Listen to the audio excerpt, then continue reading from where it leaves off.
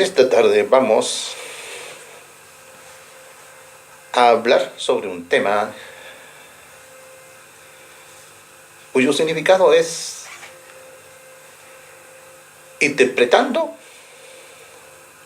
la soberanía de Dios, y cuyo encabezamiento, con el cual comenzaremos, se encuentra en Primera de Crónicas 29:11, y dice así: Tuya es, oh Jehová, la magnificencia, y el poder, y la gloria, la victoria, y el honor, porque todas las cosas que están en los cielos y en la tierra son tuyas. Tuyo, oh Jehová, es el reino y la altura sobre todos los que están por cabeza. La soberanía de Dios es una expresión en otros tiempos generalmente entendida. Era una expresión usada como monte en la literatura religiosa. Era un tema frecuentemente expuesto en el púlpito. Era una verdad que consolaba a muchos corazones y daba virilidad y estabilidad al carácter cristiano. Pero actualmente, mencionar la soberanía, la soberanía de Dios es en muchos sectores hablar en lengua desconocida. Si anunciamos o si anunciáramos desde el púlpito típico de hoy que el tema de nuestro mensaje iba a ser la soberanía de Dios,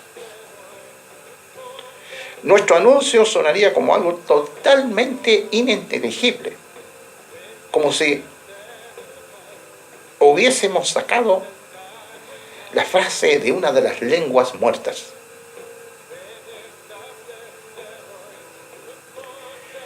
Es lamentable que así sea. Es lamentable que la enseñanza o doctrina, que es la llave de la historia, intérprete de la providencia, trama y urdimbre de la escritura y fundamento de la teología cristiana, sea tan poco entendida y tan tristemente descuidada. La soberanía de Dios. ¿Qué queremos decir con esta expresión? Queremos decir que la supremacía de Dios, que Dios es Rey, que Dios es Dios. Decir que Dios es soberano es declarar que es el Altísimo, el que hace todo conforme a su voluntad en las huestes de los cielos y entre los habitantes de la tierra. De manera que nadie puede detener, como dice su santa palabra, su mano, ni decirle: ¿qué haces? Daniel 4:35. Decir que Dios es soberano es declarar que es el omnipotente, el todopoderoso, el omnisciente, el poseedor de todo el poder, el poseedor de toda potestad en los cielos y en la tierra. De manera que nadie, como declara explícitamente su palabra, puede frustrar sus consejos, impedir sus propósitos, ni resistir su voluntad, porque Él es Dios en los cielos, en la tierra y debajo de la tierra, y lo que está más allá de las estrellas, del universo infinito y vasto. Salmo 115:3. Decir entonces que Dios es soberano es declarar que se enseñoreará de las gentes, de las naciones. Salmo 22:28. Levantando reinos, derrumbando imperios y determinando el curso de las dinastías según le agrade.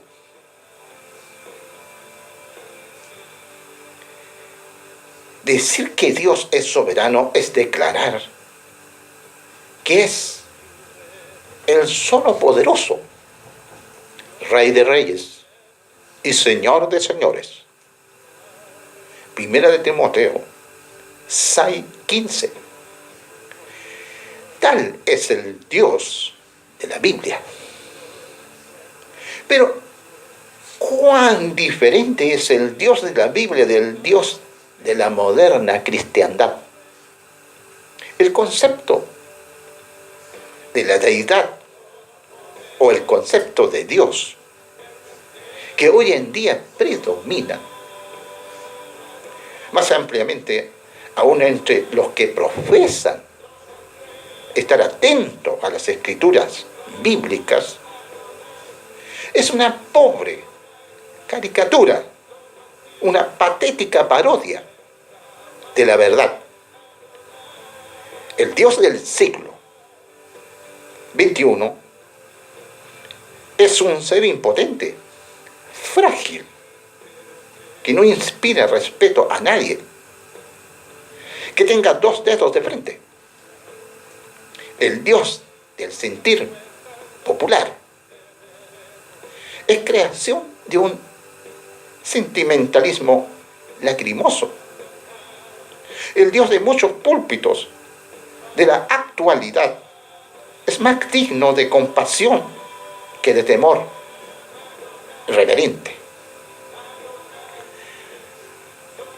Decir que Dios Padre se ha propuesto la salvación de toda la humanidad, que Dios Hijo murió con la intención expresa de salvar a toda la raza humana, y que Dios Espíritu Santo está ahora tratando, procurando ganar el mundo para Cristo, cuando según puede observarse, comúnmente es obvio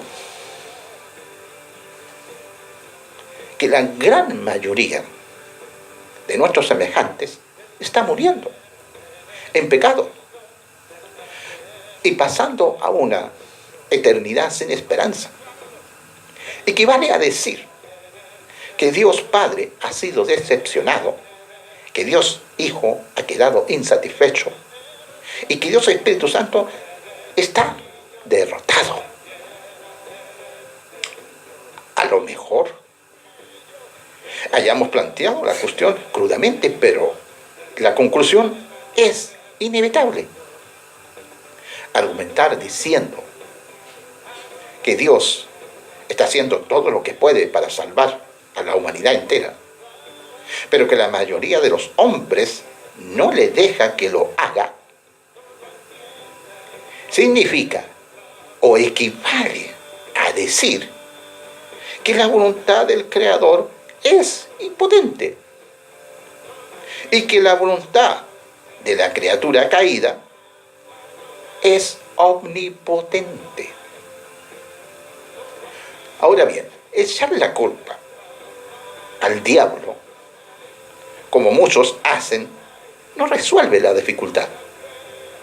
Pues si Satanás está frustrado, pues si Satanás está frustrando el propósito de Dios es que Satanás es todopoderoso y Dios ya no es el ser supremo. Declarar que el plan original del Creador ha sido frustrado por el pecado es destronar a Dios. Sugerir que Dios fue tomado por sorpresa en el Edén y que ahora está tratando de remediar una calamidad imprevista es degradar al Altísimo al nivel de un mortal finito y falible. Argumentar diciendo que el hombre es el que determina exclusivamente su propio destino y que por tanto tiene poder para contrarrestar a su hacedor, es despojar a Dios del atributo de la omnipotencia. Decir que la criatura caída ha rebasado los límites impuestos por su creador y que Dios es ahora prácticamente un impotente espectador del pecado y el sufrimiento acarreados por la caída de Adán, es repudiar nuevamente la declaración expresa de la Sagrada Escritura. El Salmo 76:10 dice con respecto a esto: ciertamente la ira del hombre te acarreará alabanza, tú reprimirás el resto de las iras. Repito, Salmo 76:10. Ahora bien, resumiendo, negar la soberanía de Dios es entrar en un sendero que, de seguirse hasta su conclusión lógica, lleva al puro ateísmo.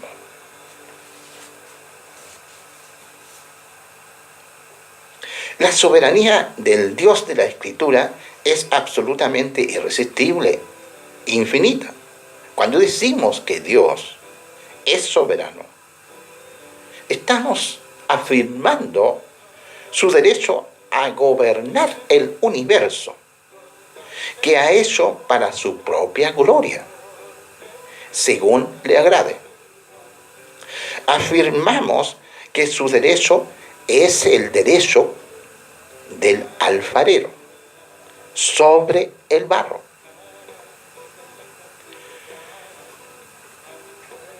Porque Dios puede moldear ese barro en la forma que quiera, haciendo de la misma masa un vaso para honra y otro para vergüenza. Afirmamos que Él no está sujeto a norma ni a ley alguna fuera de su propia voluntad y naturaleza. Que Dios es ley a sí mismo y que no tiene obligación alguna de dar cuenta a nadie de sus asuntos. La soberanía la soberanía caracteriza a todo el ser de Dios. Él es soberano en todos sus atributos. Es soberano en el ejercicio de su poder. Lo ejerce según quiere, cuando quiere y donde quiere. Este hecho está probado en cada página de la escritura bíblica. Durante largo tiempo, Ese poder parece estar dormido, pero de repente surge con potencia irresistible. Veamos qué sucedió en el tiempo de Faraón. Faraón se atrevió a poner impedimentos a que Israel saliese a adorar a Jehová en el desierto. Pero, ¿qué ocurrió? Dios, soberano, ejerció su poder. Su pueblo fue liberado y sus crueles capataces muertos en el Mar Rojo. Pero poco después, los amalecitas osaron atacar a estos mismos israelitas en el desierto. ¿Y qué ocurrió entonces? Veamos.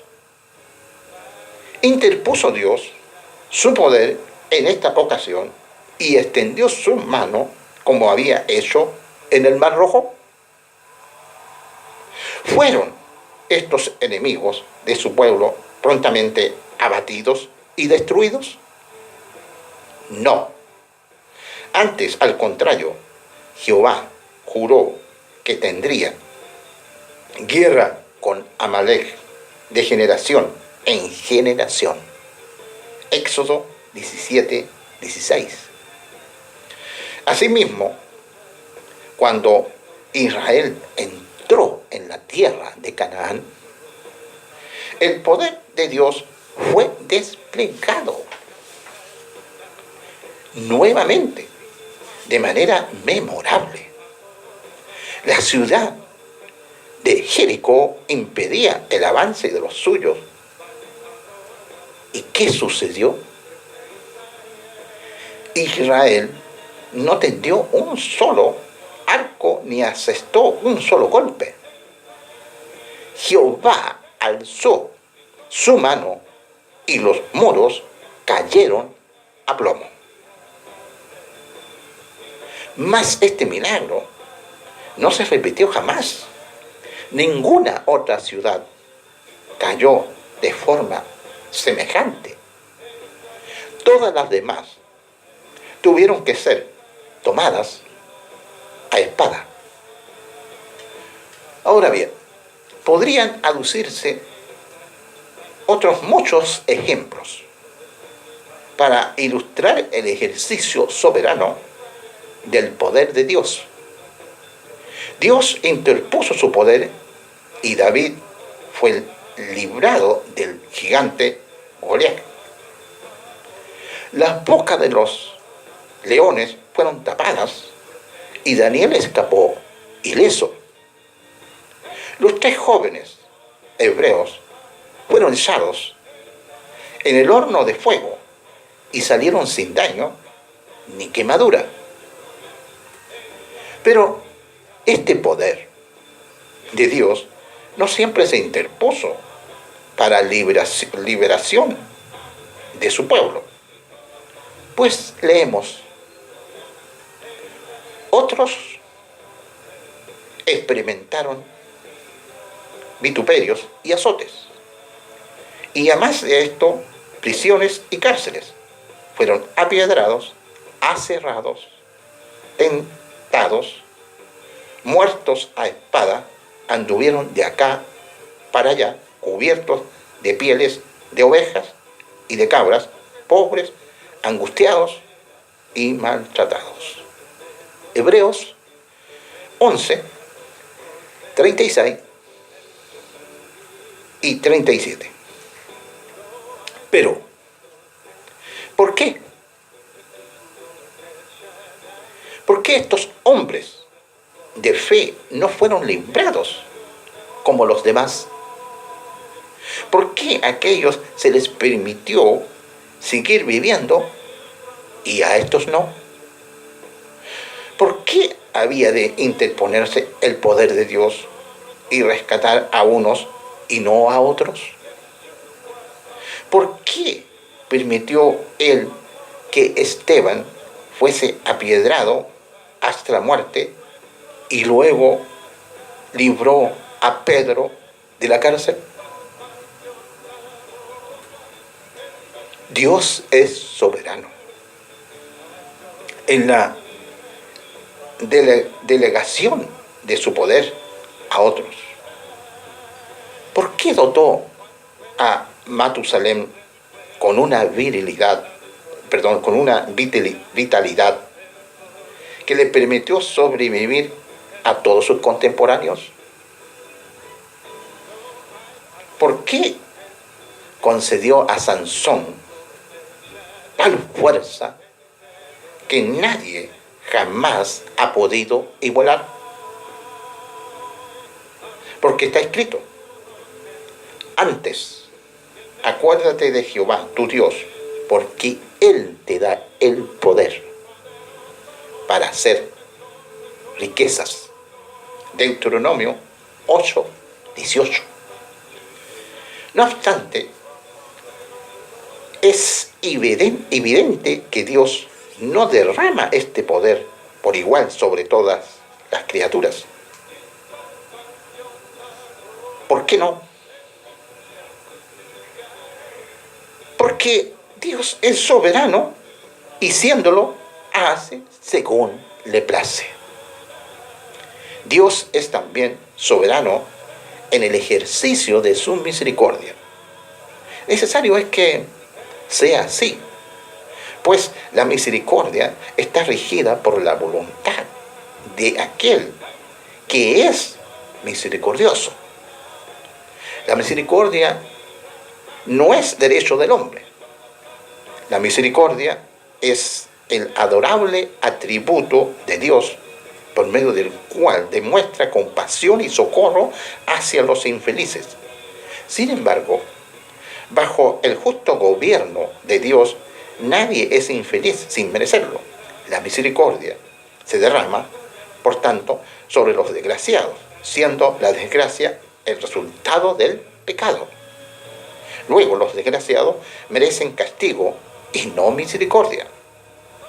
Entonces, hablar de merecer misericordia es una contradicción de términos.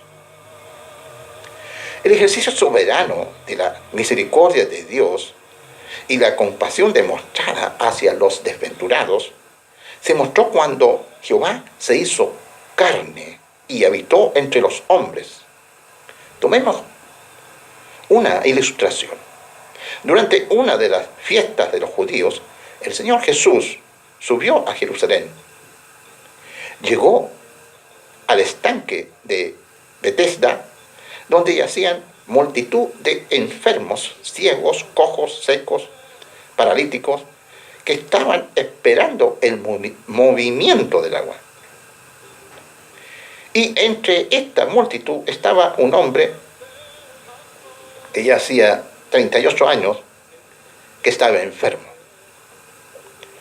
¿Y qué sucedió? Como Jesús vio a este echado y entendió que ya hacía mucho tiempo estaba en esa condición, le dice: ¿quieres ser sano?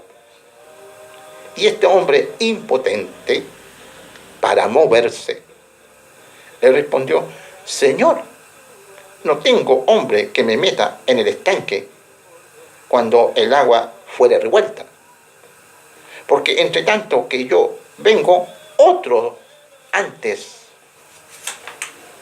de mí ha descendido. Pero Jesús le dice: levántate, toma tu lecho y anda. Y luego aquel hombre fue sano y tomó su lecho y se fue. Juan 5, 1, 9. ¿Por qué este hombre fue escogido entre todos los demás? No se nos dice que clamara: Señor, ten misericordia de mí. No hay ni una sola palabra en este relato que sugiera que este hombre poseía algo que le diese derecho a recibir favor especial. Se trataba, pues, de un caso del ejercicio soberano de la misericordia de Dios. Pues a Cristo le era exactamente igual de fácil curar a toda aquella multitud como a un hombre. Pero no lo hizo. Mostró su poder, aliviando la desventura de este infortunado en particular. Y por alguna razón, solo por él conocida, se abstuvo de hacer lo mismo por los demás. Dios es soberano en el ejercicio de su gracia. Es necesario que sea así, pues gracia es el favor mostrado hacia el que nada merece. Más aún, al que merece el infierno. La gracia es la antítesis de la justicia. Esta exige que la ley sea aplicada imparcialmente. Exige que cada uno reciba lo que legítimamente merece, ni más ni menos. La justicia no concede favores, ni hace acepción de personas. La justicia como tal no muestra compasión, ni conoce misericordia. Sin embargo, la gracia divina no se ejerce a expensas de la justicia. Antes bien, la gracia reina por la justicia. Romanos 5:21. Y si la gracia reina, es que es gracia soberana. La gracia ha sido definida como favor inmerecido de Dios. Y si es inmerecido, nadie puede reclamarlo, derecho inalienable. Si la gracia no se gana ni se merece, es que nadie tiene derecho a ella. Si la gracia es un don, es que nadie puede exigirla. Por consiguiente, puesto que la salvación es por gracia, don gratuito de Dios, Él la concede a quien quiere. Ni aun el más grande de los pecadores escapa al alcance de la misericordia de Dios. Así pues, la jactancia humana es excluida y toda la gloria es de Dios. El soberano ejercicio de la gracia se ilustra en casi todas las páginas de la Escritura. Se permite que los gentiles anden en sus propios caminos, mientras que Israel se convierte en el pueblo del pacto de Jehová. Ismael, el primogénito, es desechado relativamente sin bendición, mientras que Isaac, hijo de la vejez de sus padres, es hecho de la promesa, es hecho hijo de la promesa.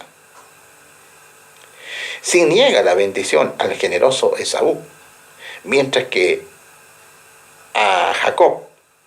Jacob recibe la herencia y es formado en vaso para honra. Lo mismo ocurre en el Nuevo Testamento. La verdad de Dios está oculta a los sabios y prudentes. No obstante, es revelada a los niños. Se permite que los fariseos y saduceos vayan por sus propios caminos, mientras los publicanos y las rameras son atraídos por las cuerdas del amor. La gracia divina obró de manera notable en tiempos del nacimiento del Salvador. La encarnación del Hijo de Dios fue uno de los más grandes acontecimientos de la historia del universo. Y sin embargo, el hecho y el momento del suceso no fueron dados a conocer a toda la humanidad. En cambio, fueron especialmente revelados a los pastores de Belén y a los magos del Oriente. Todos estos detalles tenían un sello profético que apuntaba al carácter de esta dispensación que aún hoy Cristo no es dado a conocer a todos. Habría sido cosa fácil para Dios enviar una legión de ángeles a toda nación a anunciar el nacimiento de su Hijo, pero no lo hizo. Dios pudo fácilmente haber atraído la atención de toda la humanidad hacia la estrella, pero tampoco lo hizo. ¿Por qué? Porque Dios es soberano y concede sus favores como le agrada. Obsérvese particularmente las dos clases de personas a quienes se dio a conceder.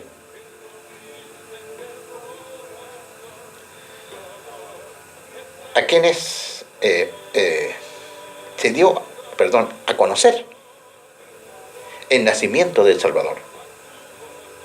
Las clases más inapropiadas, pastores y gentiles de un país lejano. Ningún ángel se presentó ante el Sanedrín a anunciar el advenimiento del Mesías de Israel. Ninguna estrella se apareció a los escribas y doctores de la ley cuando estos, en su orgullo y propia justicia, escudriñaban las escrituras. Ellos escudriñaron diligentemente para descubrir dónde había de nacer. Y sin embargo, no les fue dado a conocer que él ya había nacido y había venido. ¿Qué demostración de la soberanía de Dios? Humildes pastores, escogidos para un honor peculiar, mientras los eruditos y eminentes son pasados por alto. ¿Y por qué el nacimiento del Salvador fue revelado a estos magos extranjeros y no a aquellos en medio de los cuales había nacido? Ve en esto una maravillosa prefiguración del proceder de Dios con nuestra raza a través de toda la dispensación cristiana. Soberano en el ejercicio de su gracia, otorgando sus favores a quien él quiere y a menudo a los más inapropiados e indignos.